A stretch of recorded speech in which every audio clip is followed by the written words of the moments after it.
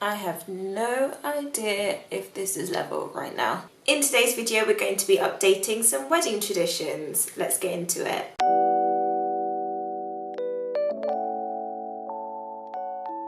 Hello everyone, happy Wedding Wednesday, and today is my dog's, that's Pip. But what we're actually talking about today is the topic of wedding traditions. Now, weddings are quite traditional in themselves. They have a lot of history and rituals that have been passed down from generation to generation to generation to generation. Marriage rituals are some of the most universal rituals in the world. The idea of a marriage ceremony is one of the most traditional aspects of most cultures the world over. For that reason, we have a whole load of weird, strange wedding traditions that we have just kept on doing generation after generation. But we've scrapped the dowry, so why couldn't we scrap some other wedding traditions? Now, I'm not saying that you have to do a totally remixed version of the wedding ceremony, you know, if it ain't broke, don't fix it. But what I'm saying is that there are some things that can be done a little differently if it just doesn't suit you as a couple. And that's what we're going to be getting into today. I have 5 wedding traditions that I've chosen to update, and let's get into it. Before we begin, why don't you click that subscribe button for more wedding tips every single Wedding Wednesday, and let's jump in to updating these wedding traditions. The first one begins even before the wedding day, and that is your choice to have groomsmen and bridesmaids.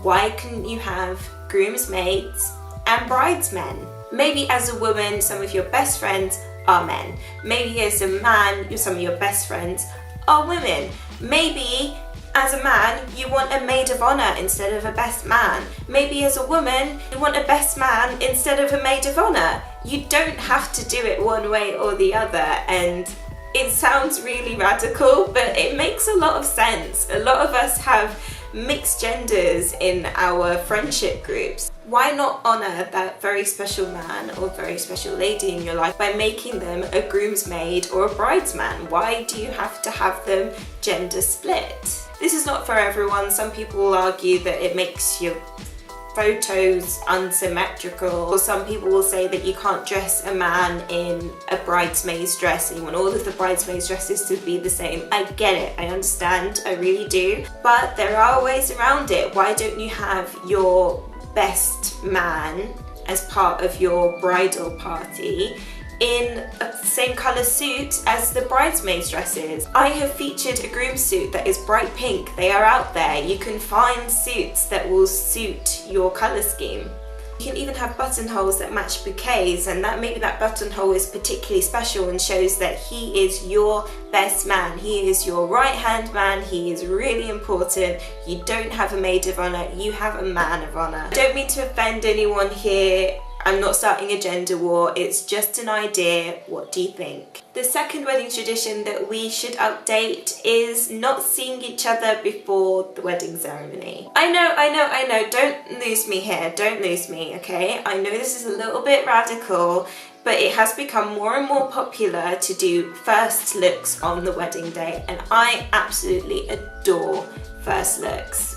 So the idea of first looks is that you and your fiance meet in private or with a photographer, and you see each other all dressed up in your makeup, in your dress, in your suit, with your flowers, and you have that private moment of seeing each other for the first time on your wedding day. Traditionally, you don't see each other until the ceremony, which if you are a bride or if you're walking down the aisle and you're making your big entrance, that's when everyone is going to see you first. And that moment of your fiance at the end of the altar seeing you for the first time is witnessed by your entire wedding party. Some people, well, I should say probably most people, like the idea of that moment being shared with everyone. But I will contend that there is a good argument to having a private first look instead of seeing each other instead of seeing each other for the first time out in the open at your ceremony. The first reason is that if you're a particularly anxious person, if you're going to get worried, if you're panicky, it can really help just to fuse all of those feelings of the grand entrance. If you have already seen each other, you've had that private moment together, you know, you've cried together, you've, you know, had that moment where you say, oh my God, you look so beautiful, I can't wait to get married to you. And you've had that private moment and it just calms all of your nerves. Secondly, it makes for some fantastic photos. If you want your photographer or your videographer to witness your first look together, it is priceless. It's absolutely gorgeous. The photos, the genuine surprise that you get from seeing each other for the first time, it's amazing. And photos and video can really capture that private moment and you'll have it forever. The third tradition that we're updating today is the walk down the aisle. Why does it have to be your dad? Traditionally, this is a patriarchal thing in which a woman is given away by her father to the new man in her life. So it's a giving away process. Some ceremonies do include that moment in which the father hands the bride's hands to the groom and it's like an exchange. But I think this one really depends on your familial circumstances. What if your father isn't in your life, for example, so you'd rather be walked down by your uncle? But it doesn't even have to be a man. It doesn't even have to be anyone. You could walk down the aisle by yourself. It is totally up to you. You can own that aisle. You walk down on your own. That's fantastic. I've done a wedding where they've walked down with their mother and their father. I've done a wedding where they've walked down the aisle holding their daughter's hand, and that was a really special and heavy moment. It is up to you. Who would you walk down the aisle with? The fourth tradition that we're updating today is the idea of the table plan and split seating. So this is a two-pronged problem. During your ceremony, it's traditional that the bridal party is on the left and the groom's party is on the right. Many couples are now scrapping this idea of split seating, particularly if maybe the bride's family is huge and the groom's family is tiny. It makes no sense to split them and have one full side and one really short side. So lots of people are putting up signs like this that say, take a seat either side, you are loved by both groom and bride. And I really like that. If you need to reserve seats for the family, for example, for really immediate family, if you have the bridesmaids and groomsmen standing up at one point and you need them to sit down and you reserve the front 2 rows, you can do that. Reserve them as you would reserve any other seats, with putting little papers out that say reserved and no one will sit there. But other than that, why not just let people sit where they want to sit? The second part of the table plan conundrum is your dinner seating. I personally believe that table plans are really helpful.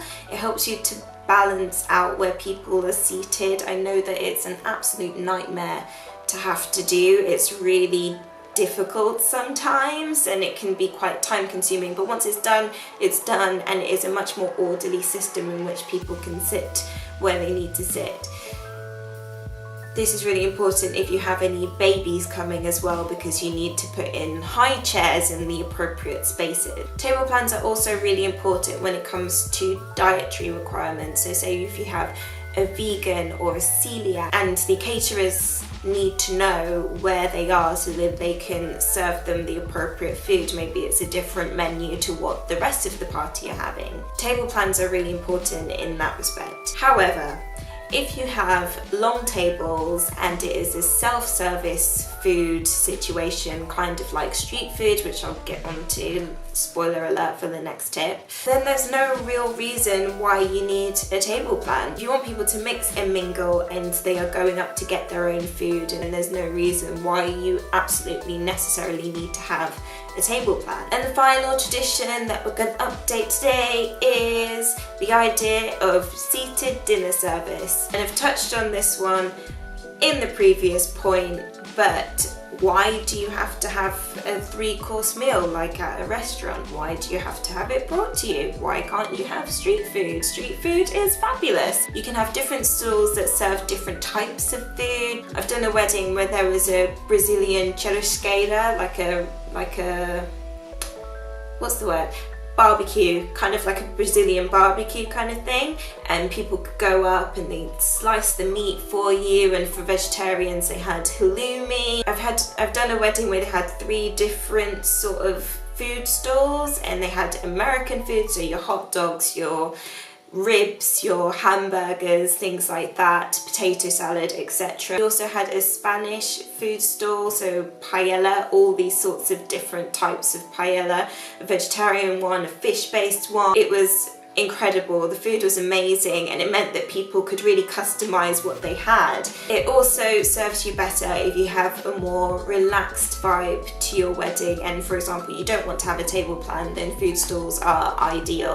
And that's it for today. Those are 5 ways of updating some wedding traditions, but let me know what you think. As ever, I'm Olivia from Nulyweds, your millennial wedding planner, and if you like this video, give it a thumbs up, subscribe, and I will see you next week. Next week we're going to be talking about where to start with wedding planning. I'll see you there.